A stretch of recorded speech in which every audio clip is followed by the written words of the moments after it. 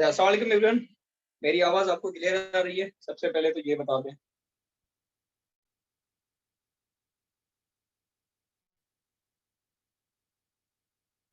Yes sir. ठीक है, वालेकुम जी सर, क्लियर आ रही है। ठीक है। अच्छा, मैंने एक बात नोट की है, जितनी असाइनमेंट क्योंकि काफियों ने अभी भेजी है थोड़ी देर पहले, काफियों की रहती है असाइनमेंट, तो वो चेक हो जाएगी आज रात। तो वैसे तो आज हमने पूरी डिकंस्ट्रक्शन सीखनी थी, कि डिकंस्ट्रक्शन नहीं, क्या कहते हैं, ब्रेनस्टॉर्मिंग सीखनी थी और आउटलाइन करनी थी। लेकिन I am repeating the lecture क्योंकि काफी मिस्टेक्स हुई हैं। जितनी मैंने चेक की हैं उनमें से एक दो डिकंस्ट्रक्शन ठीक थी टॉपिक्स की, बाकी जितने टॉपिक्स थे उनमें कोई ना कोई मसला था। तो इसलिए मैंने सोचा कि अब आपको जिन टॉपिक्स में मसला आया है मेजोरिटी को, वो हम कर लेते हैं। अभी चैट बॉक्स में बता दे कौन से करें, नहीं तो जो मैंने डिसाइड किए हुए हैं वो करा लेते हैं, जो डिफिकल्ट बने। जैसे माइनॉरिटी वाला हो गया, nationalism can not be inclusive या इंक्लूसिव, ठीक है। दूसरा था आपका learning to live together in a global village. ये दो डिफिकल्ट वन है जो तकरीबन सबने गलत किए हैं, जितने मैंने चेक किए हैं। तो बाकी इनके अलावा जितने आपको समझ नहीं आए तो वो कर लेंगे। आईएमएफ एंड पूरा टॉपिक लिखें, नहीं तो मुझे लिस्ट खोल के चेक करना पड़ेगा फिर से।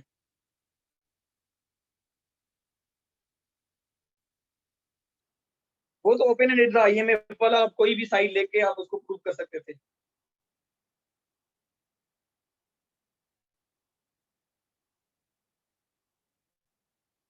आईएमएफ सोमिया, इसका फुल लिखें, सीपेक एंड इट्स इम्प्लीकेशंस। ये कौन बोल रहे हैं? Adil, it is very easy. Water crisis and national unity. अच्छा, एंड वाला मैं आज आपको एक कराऊंगा, उसमें से फिर वाटर क्राइसिस नेशनल यूनिटी भी आपको समझ आ जाएगा। अगर कहेंगे तो एंड वाला ये कर लेते हैं, लेकिन मैंने सोचा था एंड वाला एक वो जो डिफिकल्ट बने वो कर लेते हैं, फिर जो अगर इश्यूज रहते हैं तो ये भी कर लेंगे, ठीक है। IMF complete. हरीम, आप भी आईएमएफ ही लिख रहे हैं? आईएमएफ तो टॉपिक था ही नहीं, इसके साथ कुछ ना कुछ होगा, पूरा लिखें। Populism and Pakistan democracy economy. IMF package and Pakistan's economy. And Pakistan से इकोनॉमी, एंड वाला बीच में, हाँ, ठीक है, वो भी आज कर and लेते हैं, ठीक है। अच्छा, एंड वाला मैं आपको पहले सबसे पहले एक करवाऊंगा, एक क्वेश्चन का करवाऊंगा, एक कॉलम का करवाऊंगा, ठीक है। दूसरा एक स्टेटमेंट बेस, एक एक सबका कर लेते हैं। फिर भी अगर आपको समझ नहीं आए कि आईएमएफ वाला कैसे करेंगे, एंड वाला, तो फिर वो भी कर लेंगे। लेकिन मेरे हिसाब से अगर वो आज क्लियर हो गया तो आप कर लेंगे, ठीक है। अब सबसे पहला जो मैंने इश्यू देखा था, क्वेश्चन वाला आ जाते हैं ना, क्वेश्चन स्टार्ट किया था हमने, क्वेश्चन बेस्ड, जो क्वेश्चन डायरेक्ट किया गया हो, जैसे is AI threat to humanity, ठीक है। क्वेश्चन में मैंने आपको कहा था कि यू हैव टू साइड्स। अच्छा, ये नजर नहीं आ रहा, लेकिन राइट इससे नजर मार, is AI a threat to humanity,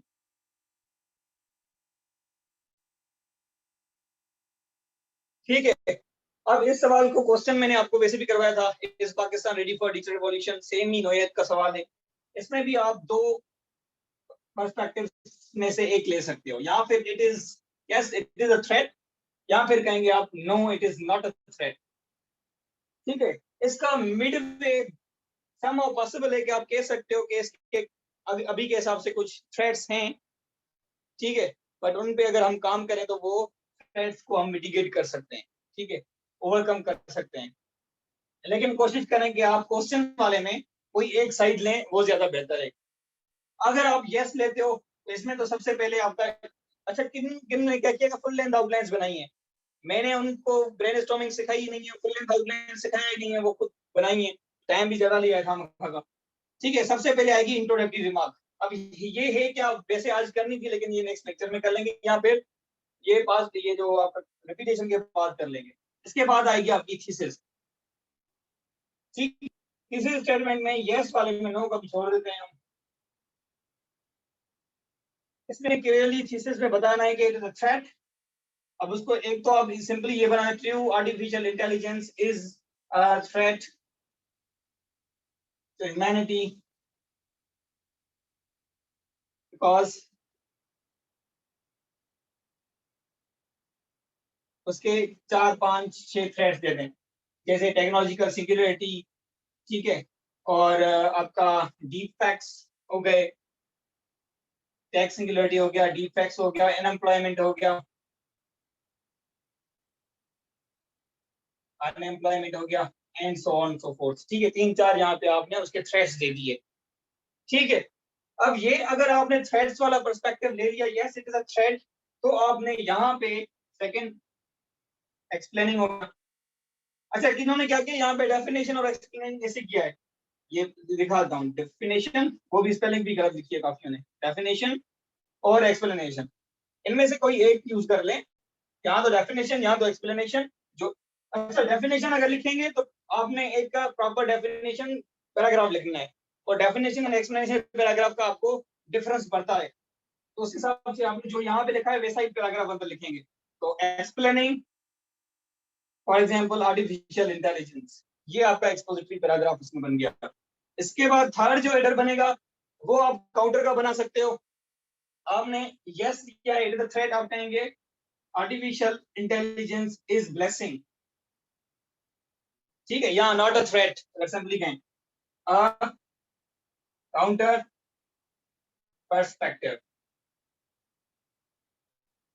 ठीक है। उसके बाद बताएंगे आप how is artificial intelligence a threat, जो आपने स्टांस लिया है टू ह्यूमैनिटी। इसमें फिर आपके पैराग्राफ जितने भी आप देते हो, थ्रेड्स बताते हो, वो यहाँ पे आ जाएंगे, और वही थ्रेड्स हैं जो यहाँ पे आप मेंशन भी करेंगे, ठीक है। आपकी थीसिस दो तरीकों से बनती है।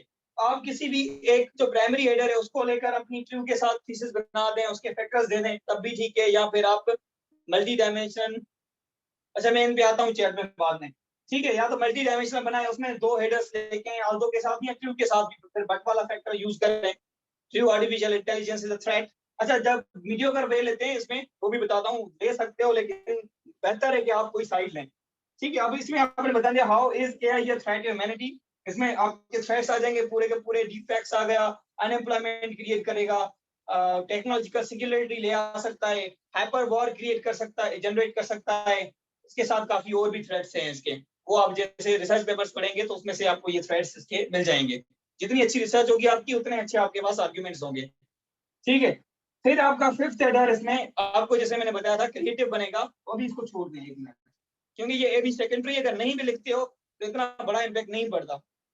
इसके बाद आप अगर फिफ्थ नहीं देते तो ये फिफ्थ हो जाएगा, लेकिन सिक्स्थ आ जाते हैं। अब आपने थ्रेड्स बता दिया, इट इज अ थ्रेड, तो अब इसको एक थ्रेड है, थ्रेड को आपने टच ही नहीं करना है। तो अब इसमें fifth header and sixth header mostly एक दूसरे के रिलेटेड भी होते हैं। जैसा सिक्स्थ होगा, अगर हेडर्स देंगे, फॉर एग्जांपल कोई प्रोसेस है, जैसे एआई डिजिटाइजेशन वाला था कि उसके इम्पैक्ट्स दे दिए थे, अब इम्पैक्ट्स को खत्म कैसे करें वो भी आ सकता है, ठीक है। या फिर अगर यहाँ पे हम हर्डल्स देते हैं तो हर्डल्स को कैसे काउंटर करेंगे, वो सॉल्यूशंस आते हैं, ठीक है। मतलब ये दोनों इंटरचेंजेबल होते हैं। अब फिफ्थ में हम क्या करेंगे, फॉर एग्जाम्पल अगर मैं मानता हूँ एआई थ्रेट है, लेकिन अगर फिर भी हम ऑब्जर्व करें दुनिया में बहुत सारी ऐसी इंडस्ट्रीज हैं वो एआई को मजीद एक्सप्लोर कर रही हैं, एआई में इन्वेस्ट कर रहे हैं, क्यों कर रहे हैं, तो यहाँ पे मैं वो फैक्टर्स दूंगा कि when artificial intelligence is a threat, ठीक है, what are the factors, why the world is still exploring artificial intelligence, now what are the factors that humanity is still investing in it या exploring artificial intelligence, exploring this thread भी कर सकते हो। अब उसमें आप उसके रीजंस देंगे कि आर्टिफिशियल इंटेलिजेंस एक किस्म से उनको सुपीरियरिटी देगी, ठीक है, प्रॉफिट गेन वाला चक्कर है, प्रॉफिट आएगा यहाँ से उनका, मतलब वो प्रॉफिट ओरिएंटेड बिजनेसेस हैं उनके, ठीक है। दूसरा, अगर आर्टिफिशियल इंटेलिजेंस बेस्ट वेपन्स जिसके पास आते हैं, वो एक किस्म से सुपर पावर बन सकता है आगे चलकर, तो ये वाले फैक्टर्स यहाँ पे आ जाएंगे, ठीक है। उसके बाद अगर आप मानते हो कि ह्यूमैनिटी स्टिल उसको यूज कर रही है, वो एक थ्रेट है, तो अब आपका सॉल्यूशन इसको ही काउंटर करेगा, जो आपका फिफ्थ हेडर है, कि अब हम ह्यूमैनिटी को कैसे बताएं, कि हम ह्यूमैनिटी को कैसे ये रियलाइज करवाएं कि artificial intelligence is a threat और हम इसको यूटिलाइज ना करें, हाउ टू मोबिलाइज या make humanity realise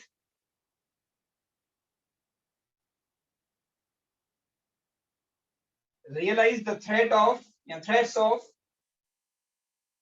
artificial intelligence so that AI should be या must be avoided.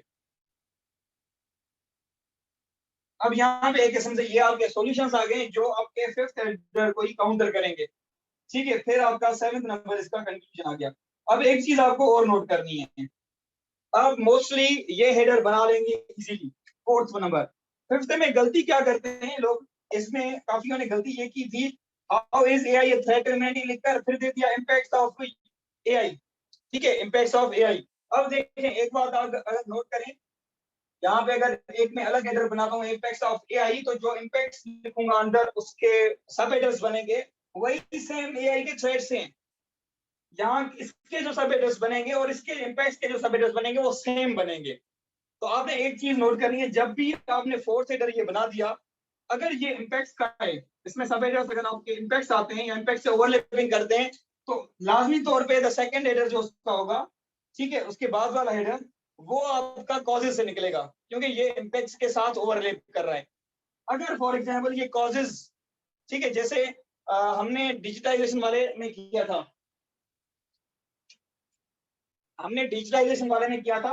कि उसमें क्या हुआ था कि why Pakistan is not ready for digital revolution, तो उसमें हमने कॉजेज दिए थे डायरेक्ट। फिर मैंने जो सेकंड हेडर बनाया था वो विद रिस्पेक्ट इम्पैक्ट्स बनाया था। लेकिन अगर यहाँ पे नोट करें how is artificial intelligence a threat to humanity, इसमें आप इम्पैक्ट्स लिखेंगे डायरेक्ट, थ्रेट्स कौन से हैं वो बताएंगे, इसके इम्पैक्ट्स अलग से नहीं होंगे। तो अगर आप यहाँ पे 5th हेडर इम्पैक्ट्स का बनाएंगे तो ये सेम ही बात हो जाएगी। मैंने काफी असाइनमेंट में ये लिखा भी है, जिनकी रहती है उनको आज चेक करके वापस भेज देंगे, ठीक है। तो फिर आपने ऑटोमेटिकली 5th हेडर कॉजेज का बनेगा। अब ये देखें कॉजेज का है, व्हाट आर द फैक्टर्स, मतलब कॉजेज हैं कि स्टिल ह्यूमैनिटी आर्टिफिशियल इंटेलिजेंस को क्यों यूज कर रही है, ठीक है। लेकिन अगर आप ये 5th नहीं देते हो फिर भी कोई मसला नहीं है, ये एक इनोवेटिव आपका प्राइमरी सेकेंडरी हेडर है, आपने ये 4th लाजमी देना है। अब इसको एक थ्रेड दे दिया है आपने, थ्रेड बता दिया है, एक साइड ले ली है, तो अब थ्रेड से बचने के वेज भी देने हैं। हम उस थ्रेड से कैसे बचें, वो बस यहाँ पे how to avoid the artificial intelligence threats, बस फिर आपका ये आपका सॉल्यूशंस आएंगे, क्योंकि आपने उसको मसला बताया है, मसला है तो उसका हल भी बताएंगे। तो 5th वन इज ऑप्शनल, लेकिन दें तो अच्छी बात है, एक फ्लो में आता है फिर, ठीक है। ये बात समझ आ गई? अगर इसमें कोई सवाल है तो पूछ लें, नहीं तो फिर हम, अच्छा इसमें नो के साथ क्या डिफरेंस आएगी फिर उसमें आते हैं, पहले यस वाले का पूछ लें। कोई सवाल है तो पूछ लें, चैट में किसी ने पहले मैसेज किया था, लेट मी सी।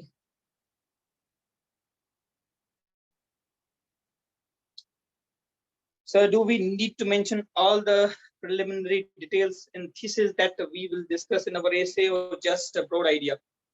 बस आपको स्टांस लेना है Areeb, thesis is your stance। जैसे मेरा अगर देखें इस पे जो मैंने thesis बनाई है, जस्ट वन हेडर को मैंने डिफाइन किया, वो मेरा प्राइमरी हेडर है, जिसमें मैंने स्टांस भी ले लिया कि yes it is a thread, और वो थ्रेड क्यों है उसके भी 2 3 4 वहां पे फैक्टर्स बता दिए, जिन पे आगे चलते मैं यहाँ पे पैराग्राफ्स भी लिखूंगा, ठीक है।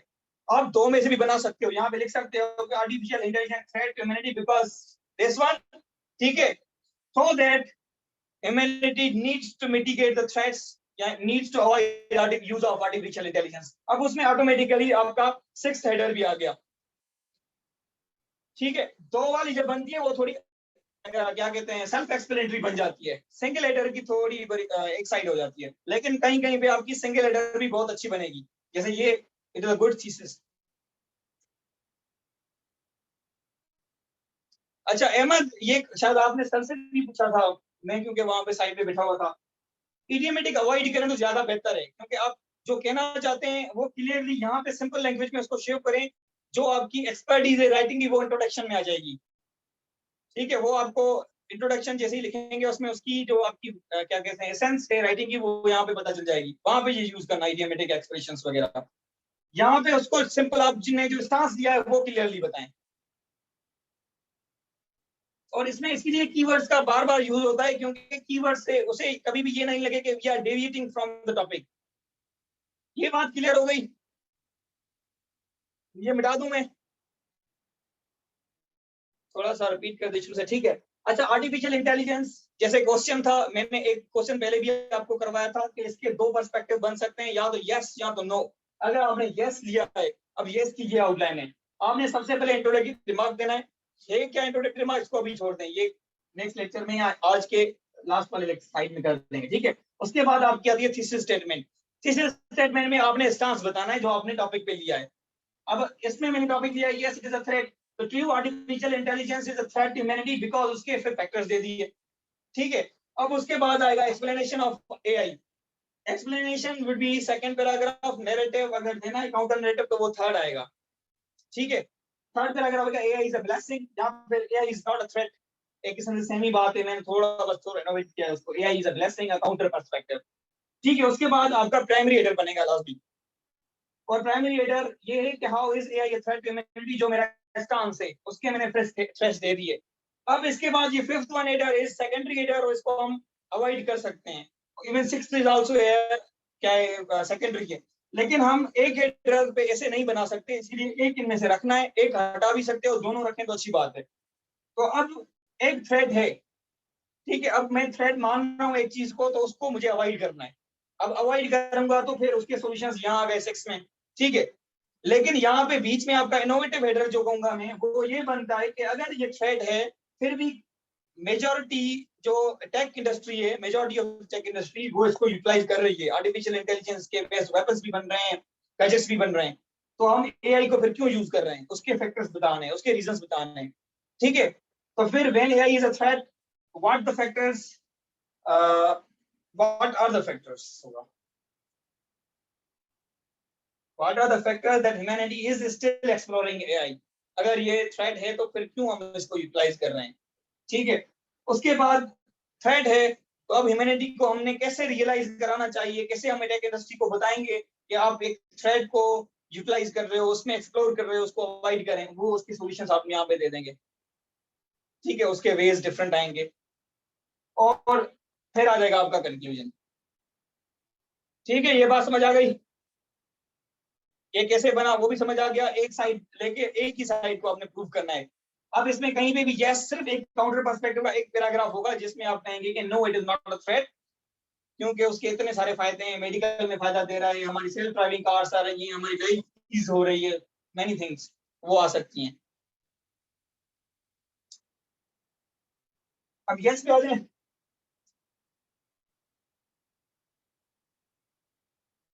सर वो फैक्टर्स एक्सप्लेन करेंगे, पॉजिटिव पर्सपेक्टिव नहीं हो जाएगा, कौन से फैक्टर्स?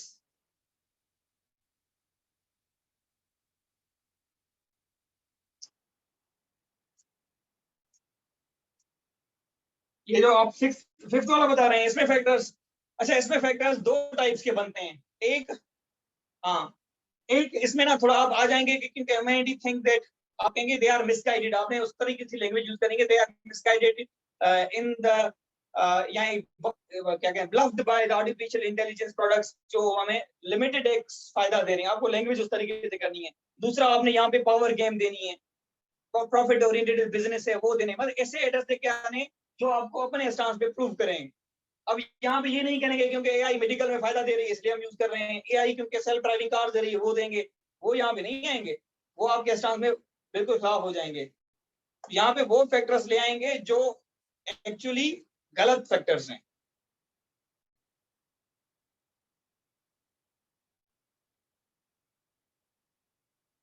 ठीक है।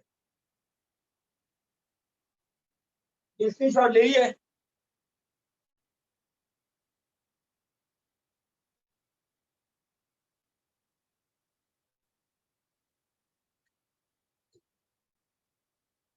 अच्छा। अब अगर हम नो करते हैं इसको, no artificial intelligence is not a threat to humanity, तो इसमें फर्स्ट सेम ही आपका इंट्रोडक्टरी रिमार्क का हेडर बनेगा, ठीक है। सेकंड इसमें फिर थीसिस आ जाएगी। अब इसमें आप ये कह सकते हो, although critics believe that artificial intelligence वाला भी थीसिस बन सकता है,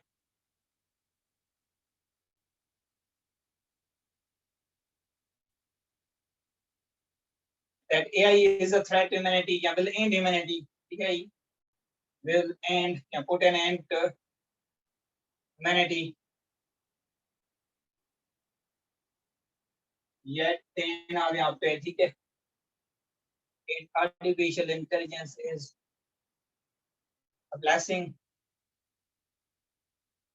बिकॉज, फिर आप उसके पॉजिटिव फैक्टर्स ले आएंगे, ठीक है। 4 या 5 यहाँ पे, 3 4 5 दे दें यहाँ पे।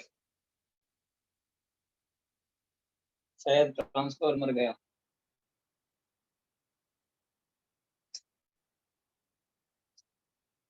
ठीक है, AI is a blessing because उसमें फिर आपने फैक्टर्स दे देने, ठीक है। ये आपकी थीसिस हो गई।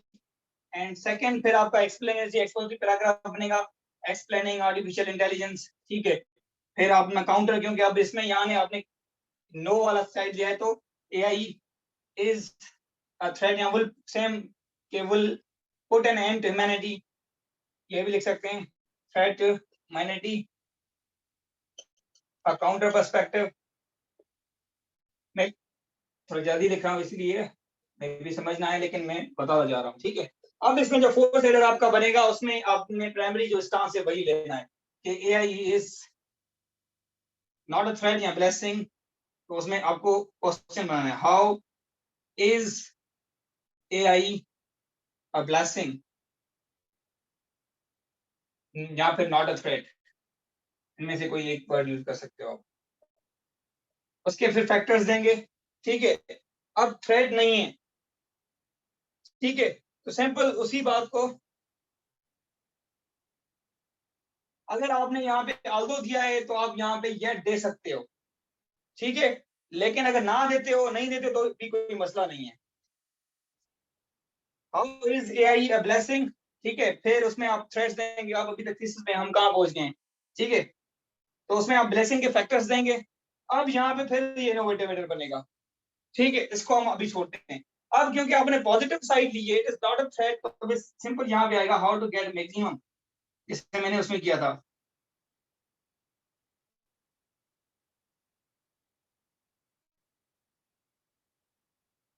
ठीक है, अब ये आप अगर प्राइम सेकंड हेडर नहीं भी देते हो तो ये हेडर देकर 7 आप कंक्लूजन करके एंड कर सकते हो अपने ऐसे को, ठीक है।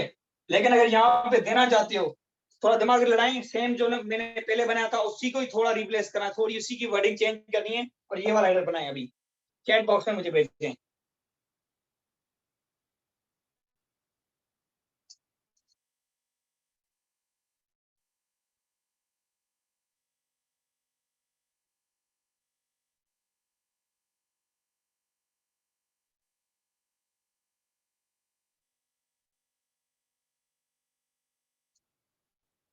अब अस्मा ये देखें, ये सेम हो जाएगा, ये इज द थ्रेट ह्यूमैनिटी जो आपने अभी बनाया है। या तो फिर इसको थर्ड से हटा के और फिफ्थ पे ये कर सकते हैं कि उसके सम ऑफ द थ्रेड्स दे दें। फिर उसको फ्रेज इस तरीके से करना है कि when it is a blessing then why people या why humanity is reluctant to use artificial intelligence. फिर उसमें आप देंगे कि क्योंकि वो टेक्नोलॉजिकल सिंगुलरिटी ला सकती है। फिर ठीक है, आप उसमें फिर क्या करेंगे, ये वाला हटा के ये बनाएंगे, when same he when it is a blessing why humanity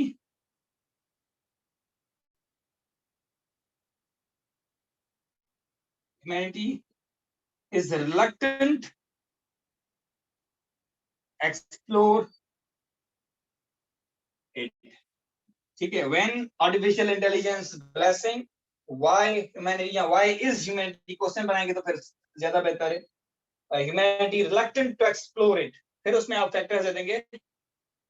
हाँ, दूसरा ये शायद बख्तावर ने लिखा था, ये वाला सही ले सकते हैं, ठीक है। impediments of constructive use, हाँ ठीक है। हाँ बताओ, जो इसके बाद आप ये कर सकते हो, ठीक है। फिर उसमें आप आर्टिफिशियल इंटेलिजेंस का ये जो काउंटर पर्सपेक्टिव है वो सेम रख सकते हो, और यहाँ पे दे दें hurdles that humanity is facing in getting maximum out of artificial intelligence। फिर यहाँ पे देंगे how to counter those hurdles या mitigate those hurdles। hindrances, same hurdles, impediments, ये सारे वो synonyms ही हैं, ठीक है। ये बात समझ आ गई। अगर वो दे रहे हो तो फिर थोड़ा इसको भी मॉडिफाई करेंगे आप, या फिर अब उस हर्डल्स को हम कैसे खत्म करेंगे, ठीक है, ये बात क्लियर हो गई। अब यहाँ पे देखें, how is AI a blessing not a threat. अब यहाँ पे आप ब्लेसिंग्स देंगे तो एक किस्म से पॉजिटिव इम्पैक्ट्स दे रहा हो, यहाँ पे भी इम्पैक्ट्स आ रहे हैं, तो आपने यहाँ पे फिर हर्डल्स आएंगे या कॉजेस आएंगे। ठीक है, तो आप कॉजेस ये दे सकते हो, why it is why humanity is reluctant, तो एक किस्म से वही कॉजेस आ गए। फिर आपके यहाँ पे AI के यूजेज, उसको ही रिलक्टेंसी को हम कैसे मिनिमाइज करें या फिर हम हर्डल्स को कैसे खत्म करें, तो वो वाले बनेगा। इसका अभी स्क्रीनशॉट ले लें, ये आपका नो वाली साइड हो गई। इसमें अगर कोई सवाल है क्वेश्चन वाले में से, अब क्वेश्चन वाले सारे हो जाने चाहिए आपके, समझ आ गए होंगे आपको। क्वेश्चन में से कोई और समझ नहीं आया आप तो बता दें।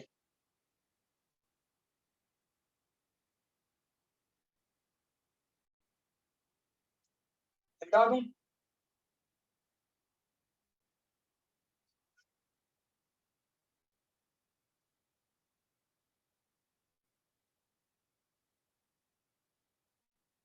इसमें कोई सवाल नहीं है?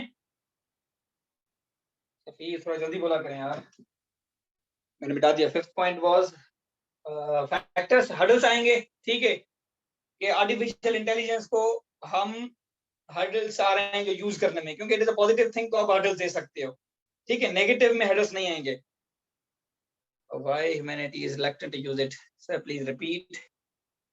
Most of the top types are understood and what is थोड़ा यूज, हाँ एंड पे भी आते हैं।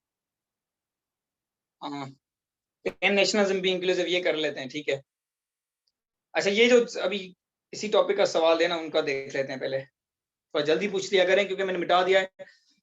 आपने पूछा था कि sir please repeat the point why humanity is reluctant to use it, I couldn't hear. अच्छा, अब आपने पॉजिटिव बता दिया, artificial intelligence is a good thing. ठीक है, अब एक अच्छी चीज है, फिर भी अगर मेजॉरिटी ऑफ आपकी आईटी इंडस्ट्री में जो सेन बंदे कहते हैं अपने आप को, वो कहते हैं कि artificial intelligence will and humanity, it is a monster जो आगे चल के टेक्नोलॉजी का सिक्योरिटी लाएगी एंड सर्विट्यूड में ले लेगी ह्यूमैनिटी को। ठीक है, ऐसे काफी कॉन्सेप्ट दे रहे हैं, अपने थीसिस दे रहे हैं किस्म से। ठीक है, तो अब वो क्यों रिलक्टेंट हैं, उनकी वजह क्या है, वो फैक्टर्स आ जाएंगे फिर। जैसे मैट्रिक्स मूवी में, सही है, तो वो जो उनके फैक्टर्स हैं, जैसे ये सारी हो गई कि अनएम्प्लॉयमेंट लाएगी, टेक्नोलॉजिकल सिक्योरिटी लाएगी, ये सारी चीजें, फिर आप उसकी बैड थिंग्स लेके आएंगे थोड़े बहुत, लेकिन आप मॉडिफाई ऐसे करेंगे कि ये जो लोग हैं वो कहते हैं। ठीक है, फिर आप उसी को ही काउंटर करेंगे कि उनकी जो रिलक्टेंट है कि वो, उनको हम कैसे बताएं कि AI is a good and we can utilize it, फिर वो सॉल्यूशंस में आ जाएगा आपका। साइड आपने एक लेनी है, वो आपका, आपके ऊपर है जो साइड लेते हो। ठीक है, अच्छा इसमें क्वेश्चन वाला एक और था, being a minority a fate nobody wants, is a fate nobody wants, being minority is a fate। अच्छा, ये थोड़ा मुश्किल इस वजह से था क्योंकि ये दो का मिक्सचर है, इसमें स्टेटमेंट भी आ जाती है और साथ क्वेश्चन भी आ जाता है। ठीक है,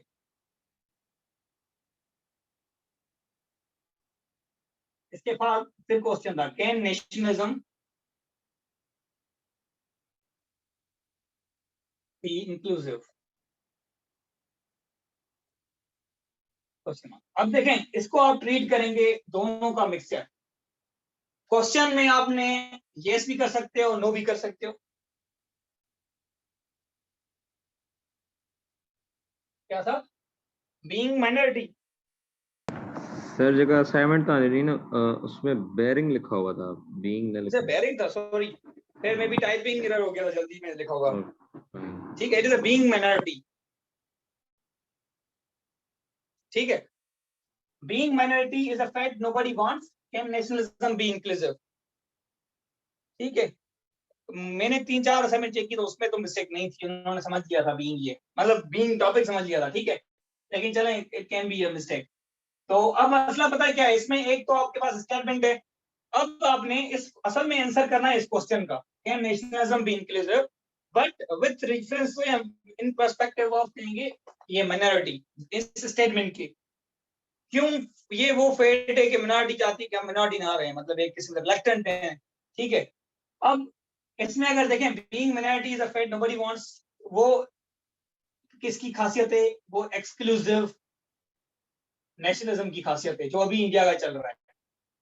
ठीक है, कि वो बाकी जो जितनी भी मिनॉरिटीज होती हैं उनको एक्सेप्ट नहीं करते हैं। कुछ दौर था, पाकिस्तान का भी यही हाल था, वी वर नॉट मतलब एक्सेप्टिंग अहमदियाज, और फिर मसले फसाद स्टार्ट हो गए थे। तब हमारा जो, अगर नेशनलिज्म को कहेंगे तो उस वक्त ये था एक्सक्लूसिज्म था।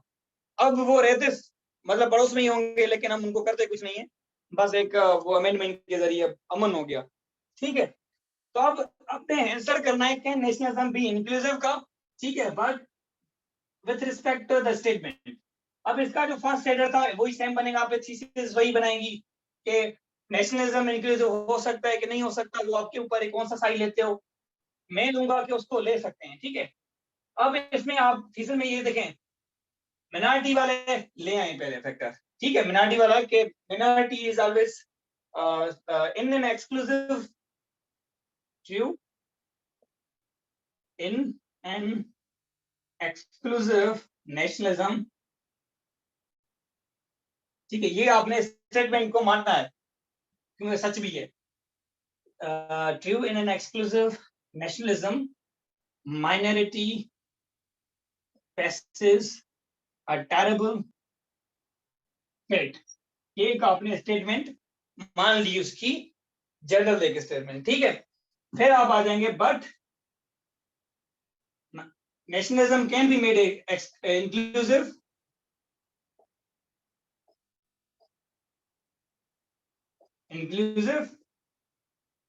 and अच्छा बाय करके उसके फैक्टर्स दे देंगे, कैसे करेंगे आप, 2-3 and minority can be saved. यहाँ माइनॉरिटीज कैन बी सेव्ड ही कर दे। ठीक है, यहाँ safe place can be, safe environment can be created for the minority, वो भी कर सकते हो, वो डिपेंडिंग ऑन योर स्टेटमेंट है। ठीक है, अब इसमें आपने एक पर्सपेक्टिव दे दिया कि it can B, yes it can B inclusive. ठीक है, उसके बाद आप अच्छा इसमें एक्सपोजिटरी पैराग्राफ अगर देखें कि आप इंक्लूसिव, नेशनलिज्म, मिनॉरिटी बहुत सारे आ जाते हैं, तो एक्सपोजिटरी पैराग्राफ वैसे बनता नहीं है। अगर बनाना भी चाहें तो आप प्रिवेलेंट डिफरेंट जो मिनॉरिटीज रहती हैं दुनिया की, एक पैराग्राफ उसका दे दें कि डिफरेंट स्केच देना है उसका बस, कि different minorities living in the world.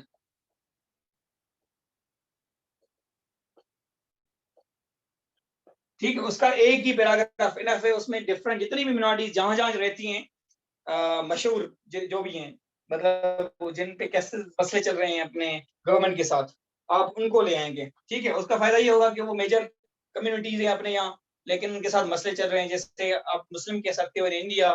ठीक है, इसी तरीके से अफ्रीका में काफी हैं, वो सारी आप यहाँ पे एक ही पैराग्राफ में डिस्कस कर सकते हो। अगर आपके पास डेटा नहीं है तो आप इसको अवॉइड भी कर सकते हो।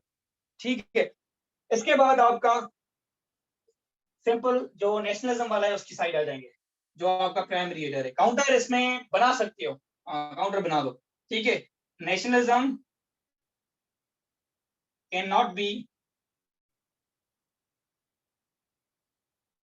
Made inclusive. ठीक है, ये आपका हो गया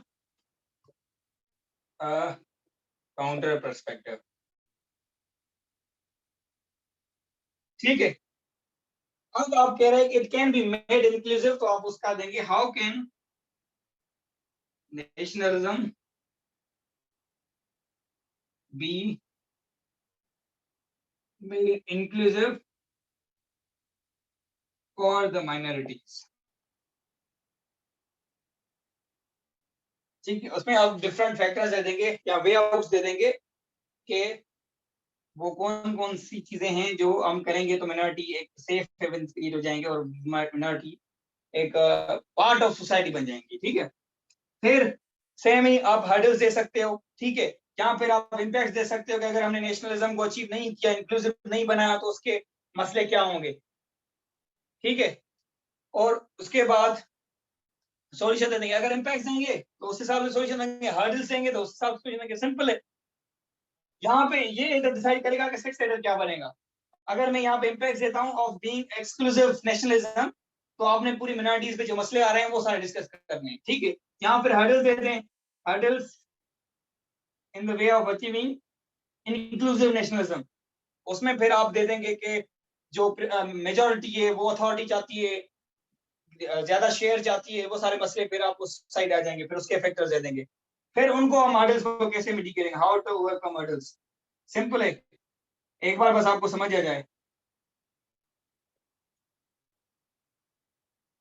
ठीक है, फिर आ जाएगा आपका सॉल्यूशंस का ओ कंक्लूजन का। अच्छा बस एक बात यहाँ पे नोट करनी है, ये वाले अगर कॉजेज हैं तो ऑटोमेटिकली ये इम्पैक्ट्स बनेंगे, मतलब इम्पैक्ट का या हर्डल्स का बनेगा, ठीक है। अगर ये इम्पैक्ट्स हैं तो ये वाला कॉजेज का बन सकता है या हर्डल्स का बन सकता है, ठीक है। कभी कभी ऊपर ही हर्डल्स आ जाएंगे तो ऑटोमेटिकली फिर आप उस हिसाब से शेप करेंगे, ये डिसाइड करेगा थर्ड हेडर के फोर्थ हेडर डिसाइड करेगा फिफ्थ क्या बनेगा, फिफ्थ डिसाइड करेगा सिक्स क्या बनेगा, फ्लो में चलता है वैसे भी। और ऑटोमेटिकली आपकी वो जो टॉपिक से पूछा जो सवाल होता है उसी पे चलते रहे, मतलब आप रिलेवेंट नहीं लिखते हो, फिर आपने सबसे पहले फोर्थ हेडर डिसाइड करना है, फिर फोर्थ अगर कॉजेज का है तो इम्पैक्ट्स आएंगे ऑटोमेटिकली, या अगर इम्पैक्ट्स हैं तो सॉल्यूशंस आएंगे।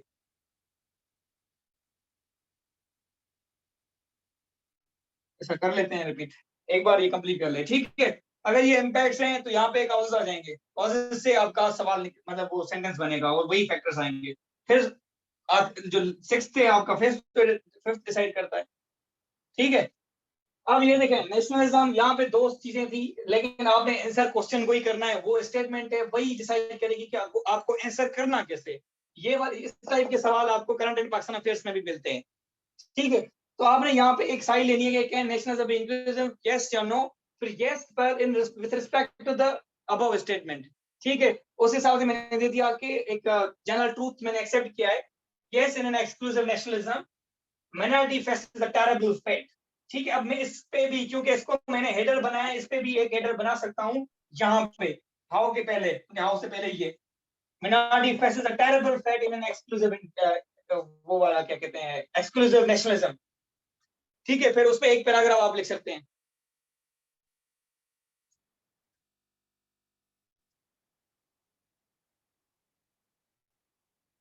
क्या लिखा है, can be aid differentiating paragraph between the inclusive and national inclusive। अच्छा अरे वो ज्यादा हो जाएगा, कर सकते हो, इररिलेवेंट नहीं जा रहे आप, लेकिन आई वुड प्रेफर कि आप ज्यादा से ज्यादा जस्ट मार्जिन रखें 2 पैराग्राफ का, फिर आप आ जाएं अपने स्टांस पे, जो उसने डायरेक्ट पूछा है उसका जवाब देना चाहिए हमें, ठीक है, 2 से ज्यादा ना करें। अच्छा बाकी उस पे उससे पहले आपका एक और सवाल था कि सर एक्सप्लेन कर दें नेशनलिज्म कैन बी इंक्लूसिव को। अच्छा नेशनल इंक्लूसिव यही कि सारी मिनॉरिटीज को एक इक्वल रिप्रेजेंटेशन मिलनी चाहिए, सारे अपने एक पार्ट ऑफ द सोसाइटी समझें। अब अहमदी है ना, जैसे वो प्राइम मिनिस्टर ने एक एडवाइजर रखा था अहमदी को, वो क्यों नहीं रख पाते, हमारे यहाँ नाम का इंक्लूसिव है लेकिन है नहीं, लेकिन हमने वो उसमें लिख नहीं सकते क्योंकि हमें स्टेट नैरेटिव बताना है, हालांकि इंक्लूसिव नहीं है हमारा नेशनलिज्म। यहाँ पे शिया सुन्नी लड़ते रहते हैं, ये भी इंक्लूसिव कहाँ से हो गया। आपका इंक्लूसिव 2 सोसाइटीज है दुनिया में, एक कनाडा, दूसरा आपका क्या कहते हैं ऑस्ट्रेलिया थोड़ा बहुत, ठीक है, एंड न्यूजीलैंड एंड कनाडा। इन दो में आप जाएं आपको हर कम्युनिटी एक दूसरे के साथ रहती हुई मिलेगी, उनमें कोई मसला ही नहीं है, ठीक है, दे को एग्जिस्ट। हमारे यहाँ को एग्जिस्टेंस का नाम ही नहीं है, ठीक है, सर बर्दाश्त फिर कम हो चुकी है। अगर सर फिर बर्दाश्त हम है तो ये तो वो भी लिख इंक्लूसिव नेशनलिज्म है, नहीं है तो वो एक किस्म एक्सक्लूसिव नेशनलिज्म है, मतलब हम बर्दाश्त मेजॉरिटी माइनॉरिटी को बर्दाश्त ना करें, वो चीज जैसे इंडिया में हो रहा है, मुसलमानों को बर्दाश्त नहीं कर रहे हैं। अच्छा सर इसमें सेपरेटिस्ट जो मूवमेंट्स हैं पाकिस्तान में, सेपरेटिस्ट हाँ मूवमेंट वो भी सर इसमें आ जाती है ना, कि वो भी नेशनलिस्ट मूवमेंट्स होती है ना, हर कोई अपने नेशनलिज्म को अच्छा फॉलो अब करता है। वो देखिए उन्होंने सवाल को नेशनलिज्म तो कहा है लेकिन विद रिस्पेक्ट टू माइनॉरिटी कर दिया है, अच्छा अब वो सेपरेटिस्ट नहीं आएंगी, सेपरेटिस्ट में मुसलमान है, वो मेजॉरिटी में है, बलोची बीएलए चल रही है, बीएलए सारे के सारे मुसलमान है मोस्टली, तो हम उसको मिनॉरिटी में नहीं कंसीडर कर सकते, ठीक। ठीक है ना।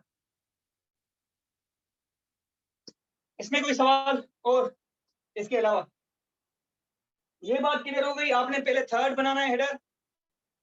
बंगालीज, हाँ बंगालीज भी मेजॉरिटी थी किसने, तो हाँ उसका इस पर्सपेक्टिव, लैंग्वेज के पर्सपेक्टिव में मिनॉरिटी थी और हमने उनको अपना शेयर नहीं दिया। हालांकि मिनॉरिटी नहीं थी, वो एक वाहिद मेजॉरिटी है जो मिनॉरिटी से अलग हुई थी, हमसे ज्यादा थे वो।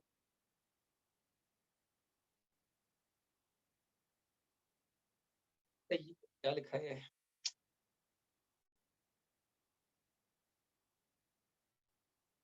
सर ये यहाँ पे हेडिंग नहीं होगी कि व्हाट इज नेशनलिज्म, वही ना, कहाँ गया। अच्छा ये वाला जो था ना, मैंने डिफरेंट मिनॉरिटीज, अब देखें इसमें यहाँ पे आपको एक कीवर्ड नहीं दिया है। आपका कीवर्ड माइनॉरिटी भी आ जाती है, नेशनलिज्म भी आ जाता है, इंक्लूसिव भी आ जाता है, ठीक है, और थोड़ा बहुत रिफ्लेक्शन एक्सक्लूसिव का भी सवाल में स्टेटमेंट में आ रहा है। जब ऐसी सिचुएशन आए उसमें आपने एक्सप्लेनेटरी पैराग्राफ नहीं देना होता है, ठीक है, जैसे national unity and water crisis. अब इसमें आप नहीं देंगे एक्सप्लेनेटरी पैराग्राफ, क्योंकि दो चीजों है, या तो फिर दोनों को आपने एक्सप्लेन करना होगा, वाटर क्राइसिस क्या है और नेशनल यूनिटी क्या होती है, लेकिन बनता ही नहीं है, ठीक है। तो यहाँ पे भी बहुत सारे कीवर्ड्स थे, तो आपने एक्सप्लेनेटरी पैराग्राफ, अगर एक्सपोजिटरी पैराग्राफ जिसको कहते हैं, तो वो देंगे, तो फिर आप ये दे सकते हो जिसके बुनियाद पे पूरा इस सवाल को घुमाया गया है, ठीक है। अब इस सवाल को अगर देखें, हमने आंसर करना है विद रिस्पेक्ट टू माइनॉरिटी, तो आप दे सकते हैं कि प्रिविलेंट मिनॉरिटीज या डिफरेंट मिनॉरिटीज इन द वर्ल्ड जो अभी रह रही हैं, उसमें मेजर जो मिनॉरिटीज हैं उनको डिस्कस कर लें आप यहाँ पे।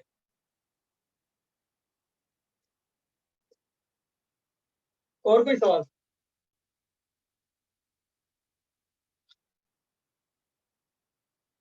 ये मैं मिटा दूं?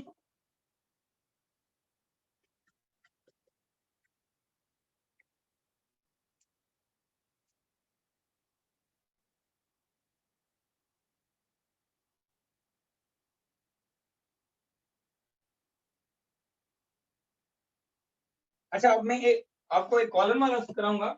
मैंने कॉलम का आपको यूजेज बताया था कि there are two uses of colon. एक वो एज एक करता है एंड के, जैसे इस सवाल में कर रहा था, जो आपको सवाल दिया था। सवाल कैसे था, वर्ल्ड लिविंग टुगेदर, हाँ, world is a global village.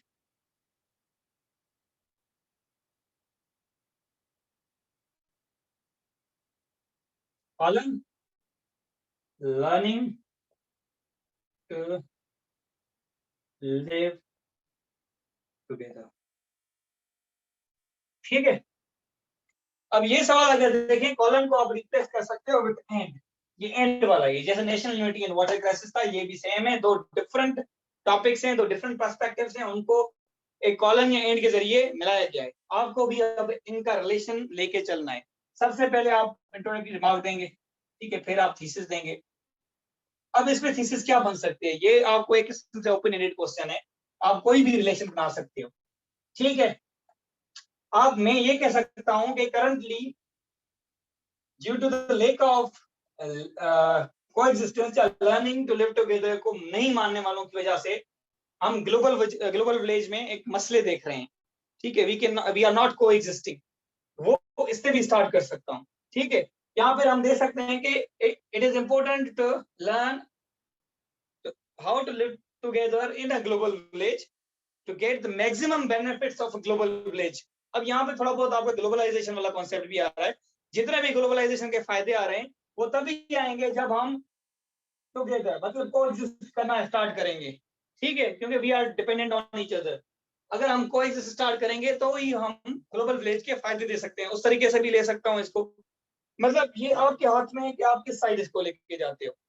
Thesis जिस तरीके से आप बनाएं, ठीक है, जिस तरीके से आपकी थीसिस बनेगी उसी तरीके से आपके आगे हेडर्स बनेंगी। इसीलिए मैं कह रहा था कि थीसिस आप पहले बनाएंगे, इसमें थीसिस जैसे जितनी पहले बनाएंगे उतने हेडर्स आप अच्छे निकालेंगे और रिलेवेंट निकालेंगे जो आपने स्टांस दिया है, ठीक है। अब इसमें आ जाते हैं,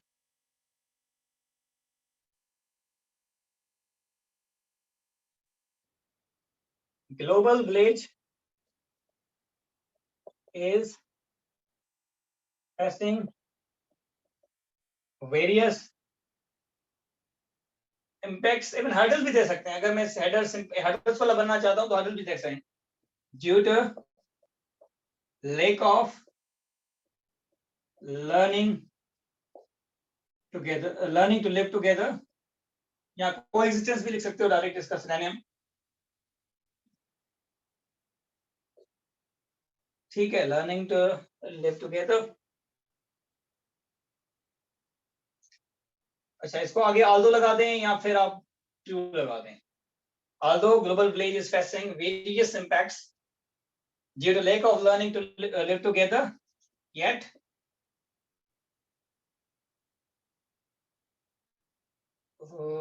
global learning to live, हाँ, humanity can coexist कर दें, या फिर learn to live together, same repeat भी कर सकते हैं, coexist by, फिर आप उसके स्टेप्स दे देंगे, coexist in a global village, in a global village, फिर by, उसके फिर आप 3-4 फैक्टर देते हैं जो हमने करने हैं ताकि फिर हम कोएग्जिस्ट करना, जैसे इंटरकल्चरल कम्युनिकेशन को बढ़ा दें, डिपेंडेंसी इंटरडिपेंडेंसी बढ़ा दें विद कंट्रीज या इवन विद इन कम्युनिटीज। ठीक है, इस तरीके से आप 4-5 सॉल्यूशंस यहाँ पे ले आएंगे। ठीक है, अब अगर आप देखें इसमें सेकंड, आप इसमें दे सकते हैं रिलेशन बना सकते हैं, वैसे learning to live together in global village, relation simple, लेकिन ना बने तो बेहतर, इसको छोड़ दें। अब इस पे काउंटर बना दें कि humanity can never learn to live together. ठीक है, हम, क्योंकि आपका स्टांस क्या है कि हम कोएग्जिस्ट करना सीख सकते हैं। अब ये आपका स्टांस है, इसका अपोजिट क्या होगा, सवाल पे नहीं जाएं, आपके स्टांस का अपोजिट जो होगा वो आपका काउंटर है। Humanity can not learn to coexist, a counter view या काउंटर पर्सपेक्टिव। ठीक है, इसके बाद आपका अपना हेडर आएगा जो आपका स्टांस है। आप देखें डायरेक्टली ये भी दे सकते हैं, लेकिन आई वुड प्रेफर कि आप थीसिस के हिसाब से चलें। थीसिस में आपने कहा है कि there the lack of learning to live together, तो factors responsible for lack of learning together in a global village. ठीक है, कौन से फैक्टर रिस्पांसिबल हैं? अब फैक्टर्स मतलब कॉजेज आ गए, तो सेकंड इसका जो सेकेंडरी हेडर बनेगा वहां पे इंपैक्ट्स आ जाएंगे। इंपैक्ट्स जो ग्लोबल विलेज पे आ रहे हैं या वर्ल्ड पे आ रहे हैं due to the lack of coexistence, फिर आपके आ जाएंगे कि how to learn to live together, how to learn to live together in a global village, फिर आपका कंक्लूजन। ठीक है, अब मैंने इसमें इसको लेक और ले आने में ले आया। ठीक है, मैं इंपॉर्टेंस में भी ले जा सकता हूँ, थीसिस में डायरेक्ट लिखूं यहाँ पे जाकर कि it is very necessary to learn to live together to have a maximum fruits from a global village. ठीक है, अब फिर मेरा फर्स्ट हेडर क्या बनेगा, importance of learning to live together in a global village का बनेगा। फिर अगर हम लर्निंग टू लिव टुगेदर नहीं करेंगे तो उसके इंपैक्ट्स क्या आएंगे, सेम रख सकता हूँ। फिर हम maximum benefit from the global village, जो हम इसको ग्लोबलाइजेशन भी कह सकते हैं, लेने हैं तो हमने कैसे रहना चाहिए, फिर उसके सॉल्यूशंस आ जाएंगे। मतलब ये प्राइमरी हेडर आपका थीसिस डिसाइड करती है। ये बात समझ आई आपको? सर मेरा एक सवाल है, अगर हम लोग जैसे थीसिस स्टेटमेंट को थोड़ा सा अगर मॉडिफाई करेंगे, जैसे आपने लिखा है वैसे तो मैं लिखती हूँ वे फॉरवर्ड, जो हम लोग 2-3 लिखते हैं मेंशन करते हैं, पर अगर ना मेंशन करें और सिर्फ प्रॉब्लम्स पे ही एंड कर दे तो फिर ये गलत होगा। फॉर एग्जाम्पल के global village learning to live together, पर उसमें जो इम्पेडिमेंट्स हैं या ऑब्स्टिकल्स है या जो भी है वो वो मैंने नहीं कौन लिखे से हैं, वो मैंने, हाँ, अगर मैं वो लाजमी लिख नहीं है कि देती हूँ आप जैसे, हाँ सही है, लाजमी नहीं है कि आप सारे हेडर्स को थीसिस में लेके जाएंगे। अच्छा जैसे बस इससे नहीं, पहले अगर वाली जो मैंने थीसिस बनाई थी, इट वाज जस्ट जी मेंशनिंग अ सिंगल हेडर, उसके बाद हमने 2 हेडर्स बनाए थे। ठीक है, बस जी उसमें से आपका स्टांस क्लियर होना चाहिए। हाँ, अब मेरा इसमें मकसद देखिए ये है मैंने कि इंपैक्ट्स की, ठीक है, अब इंपैक्ट्स की बात की है लेकिन फैक्टर्स की बात नहीं की है, कॉजेज की, लेकिन कॉजेज मैंने लिखे हैं। जी मेरा ठीक है, तो मकसद ये है ऐसे कि अगर मैं लाजमी नहीं है कि आप सब लिखेंगे। नहीं आपका नहीं मेरा स्टांस लाजमी उसको शो होना चाहिए। हाँ स्टांस मेरा पता चल रहा है उसमें से, पर मैंने उसमें बस ठीक। वे फॉरवर्ड मैंने मेंशन नहीं किया, मैंने सिर्फ प्रॉब्लम्स बता अच्छा, दी, वे तो ये भी फॉरवर्ड सही है करने ना? का फायदा क्या होता है मैं आपको बताता हूँ। आपने सुना होगा काफी टीचर्स के कहते हैं कि आप पॉजिटिव नोट या पॉजिटिव एंड दें, ठीक है, पॉजिटिव नोट पे आपका एंड होना चाहिए। जी जी अगर आप बिल्कुल। थीसिस में अगर पॉजिटिव स्टांस देना चाहते हैं ना, तो वो तभी आएगा आप अगर सॉल्यूशंस की तरफ बोल्ड करके लेके जाएं जानबूझ के। मैं खामखा अच्छा भी इसको सॉल्यूशंस की तरफ लेके जाता था। सेकंड स्टेटमेंट मेरी हमेशा सॉल्यूशन से निकलती थी। फर्स्ट हमारी ओके, ये थर्ड एडर होता था एंड मोस्टली फिफ्थ एडर को मिला के मैं अपनी थीसिस स्टेटमेंट बनाता था। या अगर मैंने प्रॉब्लम्स मेंशन कर दिए तो अगर मैं उसको येट करके फिर मैं बता दूं कि हाँ देयर आर हाँ, उसको हम स्ट्रेटजीज टू कैसे खत्म कर ओवरकम, सकते हैं वो बताएंगे आप, तो तो ज्यादा अच्छा बेहतर है। हाँ, चलने सही। Thank you sir. ठीक है। अब जैसे एनर्जी क्राइसिस है ना, उसके कॉजेज आपने दे दिए कि 3-4 कॉजेज देकर हैं, ये कॉजेज हैं, एनर्जी क्राइसिस है पाकिस्तान में। अब अच्छी बात है कि उसके आप सॉल्यूशंस की तरफ मोल्ड करें थीसिस कोई कि पाकिस्तान को हाइड्रोजन एनर्जी पे काम करना चाहिए, पाकिस्तान को ये चीजें 3-4 वहां पे डिस्कस करके आप दे सकते हैं कि ये करके आप एनर्जी क्राइसिस को ओवरकम कर सकते हो। Okay sir. और कोई सवाल, ये स्क्रीनशॉट भी ले लें।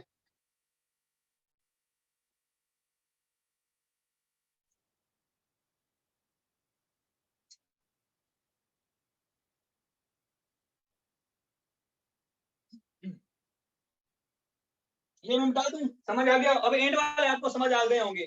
वाटर क्राइसिस वाला सेम यही कैसे ही निकलेगा, नेशनल यूनिटी वाला।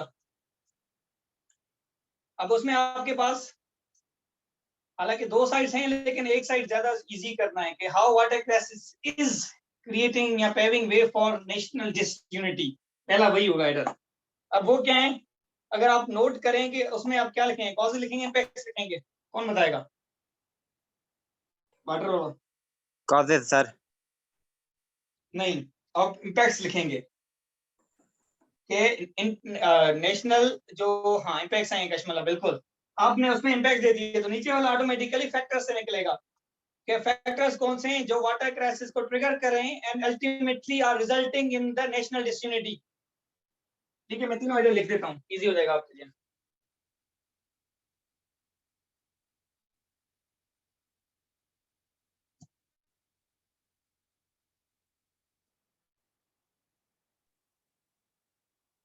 ठीक है, water crisis and national unity. First one जो प्राइमरी एडर होगा, जो आपका फर्स्ट सेकंड थर्ड बनेगा जाके, या फोर्थ। ठीक है, how is water crisis paving way for national disunity.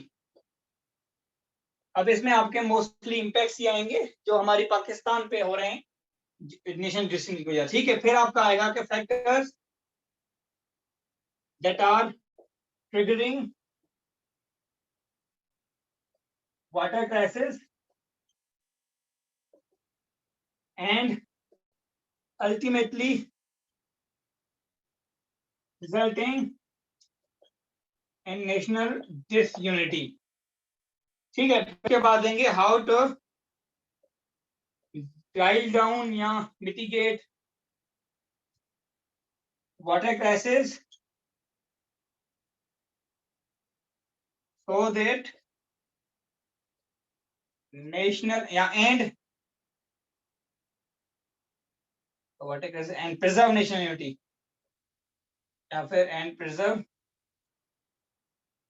National unity, या फिर and so that national unity can be preserved, ऐसे भी कर सकते हो। ठीक है, फिर उसका बाद आएगा आपका कंक्लूजन, ऊपर इंट्रोडक्टरी रिमार्क, फिर आपकी थीसिस, फिर आपका एक्सप्लेनेटरी पैराग्राफ देना चाहते हो तो यहाँ फिर काउंटर के। इसमें काउंटर क्या बनेगा कि water crisis is not responsible for national disunity, अगर देना चाहते हैं तो। ठीक है, ये बात समझ आ गई?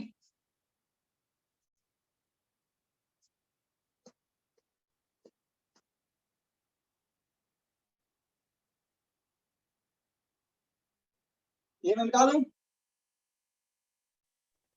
Yes sir. अब इसके अलावा कोई टॉपिक जो समझ नहीं आया हो, अब मेरे हिसाब से आप सब कर लेंगे। कॉलन के 2 यूजेज हैं, देखें, एसएनसी होप्स एंड हर्डल्स। ये बहुत आसान होते हैं रिकंस्ट्रक्ट करना, हालांकि रिकंस्ट्रक्शन दी हुई है इनकी, ऑटोमेटिकली। ठीक है, अब यहाँ पे कॉलम का एंड वाला यूज नहीं है। अब पहले आपने SNC with respect to hopes बताना है, फिर हर्डल्स बताना है। तो एसएनसी या होप्स रिलेटेड टू एसएनसी पहले आएगा। ठीक है, होप्स आ गए, उसके बाद हर्डल्स आएंगे। हर्डल्स को मिटिगेट कैसे करें, उसको सॉल्यूशन देंगे, बस। ये तो बहुत आसान थे करना वैसे।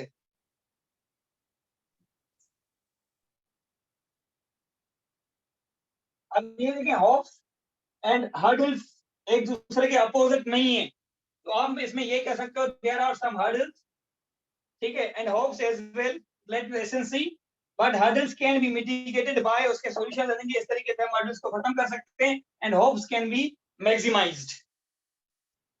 ये आपकी थीसिस मैंने बता दी अभी आपको। सर इसमें मतलब स्टांस नहीं लेंगे कोई भी? स्टांस लेंगे, लेकिन दूसरी साइड को भी आपने स्पेसिफाई कर सकते हैं।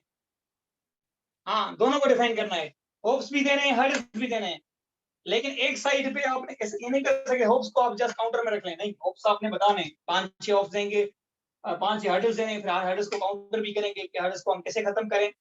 ठीक है, क्योंकि फिर अपोजिट नहीं है। मैंने बताया था स्टांस लाजमी कब है, जब अपोजिट हो, प्रोज एंड कॉन्स अपोजिट हैं, हर्डल्स नहीं है। होप्स एंड हर्डल्स डिफरेंट चीजें हैं। अच्छा, populism and democracy same, national unity and water crisis and वाला ये सेम उसी तरीके से होगा। खुद ट्राई करें आप सारे में। सर मेरा ये सवाल था कि जो एंड वाले हैं इनमें हमें दोनों को पैरेलल लेके चलना है, दोनों टॉपिक। रिलेशन बनेगा, फिर रिलेशन आपके ऊपर है कैसा बना, पॉजिटिव रिलेशन बनाते हो, नेगेटिव बनाते हो। अब देखें, मैंने एंड वाले 2 किए अभी ना ग्लोबल विलेज के साथ। अब मैं इंपॉर्टेंस भी ले आ सकता था, ठीक है, मैंने कॉजेस भी ले आ सकता था, इम्पैक्ट्स भी ले आ सकता था। रिलेशन बनाना है, डिपेंडिंग तीनों हेडर्स में आपके दोनों आएंगे। ठीक है, जैसे ये पॉपुलिज्म एंड डेमोक्रेसी बता रहा है ना, अब मैं इसके अगर बनाऊं तो सिंपली पहले ये बनाऊंगा कि how populism is a threat to democracy. ठीक है, फिर बताऊंगा कि ये थ्रेट है। ठीक है, तो अब इसको मिटिगेट कैसे करेंगे, इसके सॉल्यूशंस। अब बीच वाला इसका इम्पैक्ट है। ठीक है, ऊपर इम्पैक्ट आ गए तो कॉजेस से निकलेगा एक आपका हेडर, वो आप ऐसे निकाल सकते हो कि अगर ये थ्रेट है सेम, कि फिर भी आप लेके पॉपुलिस्ट लीडर्स मकबूल इतने ज्यादा क्यों हैं, लिखते हैं lack of knowledge, illiteracy and self interest देख रहे हैं, इसीलिए सारी चीजें वो आपकी फिर आ जाएंगी। ठीक है, लेकिन रिलेशन लाजमी बनाना है दोनों में, और तीनों हेडर में दोनों कीवर्ड्स यूज होंगे लाजमी। जैसे वाटर क्राइसिस में अगर मेरा सेकंड हेडर देखें तो मैंने उसमें दिए factors responsible for water crisis, हालांकि ये हैं कॉजेस ऑफ वाटर क्राइसिस, लेकिन मैंने खामखा यहाँ पे अल्टीमेटली लीडिंग टुवर्ड्स या triggering national unity, national justice unity लिखा था, ताकि उसको लगे I am not deviating from the topic. हालांकि दूंगा मैं उसमें सिर्फ कॉजेज ही, नीचे पैराग्राफ कॉजेज के आएंगे, उनको मैं रिलेट करता हूँ कि नेशनल यूनिटी में कैसे क्रिएट कर रहे हैं। सही सर, मींस इंटरडिपेंडेंस दोनों में रखनी होगी। हाँ, उन पे रिलेशन बनाना है। सही है, ठीक है सर, थैंक यू। ठीक है, इसके अलावा अगर कोई सवाल असाइनमेंट्स में समझ नहीं आया है वो बता दें। अब एक आपने काम करना है, जैसे ये सबको आपको असाइनमेंट वापस मिल जाए, आपने करना क्या है, दो सेम सवाल जो आपके गलत हुए, अगर सही है तो ठीक दें, 2 कॉलम के, 2 एंड के, 2 क्वेश्चंस के और 2 स्टेटमेंट के, जो असाइनमेंट दी है उनमें से जो गलत हुए हैं वो री सबमिट करवाने हैं, जिनको वापस मिल जाए। पहले नहीं करना, देखना कि कौन से गलत होते हैं, फिर उनमें से निकलना। अगर गलत नहीं है तो फिर करने की कोई जरूरत नहीं है। अब मेरा IMF package and Pakistan economy same and वाला ही है। अब सब अगर एंड का मैं करवाऊंगा तो आप सीखेंगे नहीं। अब ये ट्राई करें खुद, मैंने 2 एंड के करवाए, अगर देखा जाए तो कॉलन वाला भी learning to live together and वाला था, नेशनल यूनिटी वाटर क्राइसिस भी एंड वाला था, पॉपुलिज्म डेमोक्रेसी भी एंड था। मैंने 3 करवा लिए हैं। अब सब बताऊंगा तो फिर आप सीखेंगे कैसे, पेपर में मैं आपको थोड़ी बताऊंगा आके। ठीक है, अब ये 2 जितने जो जिनके गलत हो ना, वो 2 रीसबमिट कराएंगे कल तक। मैं कोशिश करता हूँ तो कल ही चेक करके कल ही क्लास रख लें, नहीं तो फिर ये आपकी क्लास परसों होगी, फ्राइडे। हाँ, वैसे आज असल में हमने आउटलाइन स्टार्ट करनी थी, ब्रेनस्टॉर्मिंग, लेकिन आज इसमें ही मसले चल रहे हैं आपके। ठीक है, अगर कोई सवाल है पूछ लें, असाइनमेंट पे थोड़ा गौर फिक्र करें, हेडर्स पे सोचें, ये आपको एक ही सेंटेंस बनाना, लेकिन आपको कितना सोचना है वो देखें। जितनी अभी प्रैक्टिस अच्छी करेंगे, पेपर में आप टाइम उतना कम लेंगे, उतना सही लिखेंगे। यही आपका फर्स्ट स्टेप है। अगर ये आपने ठीक कर लिया तो आपका आधा ऐसे क्लियर है।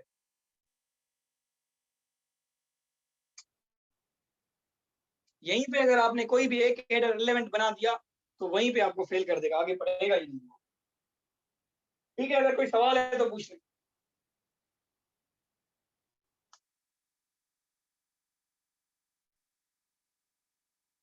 नहीं है सवाल? ठीक है, चैट बॉक्स में भी नहीं है।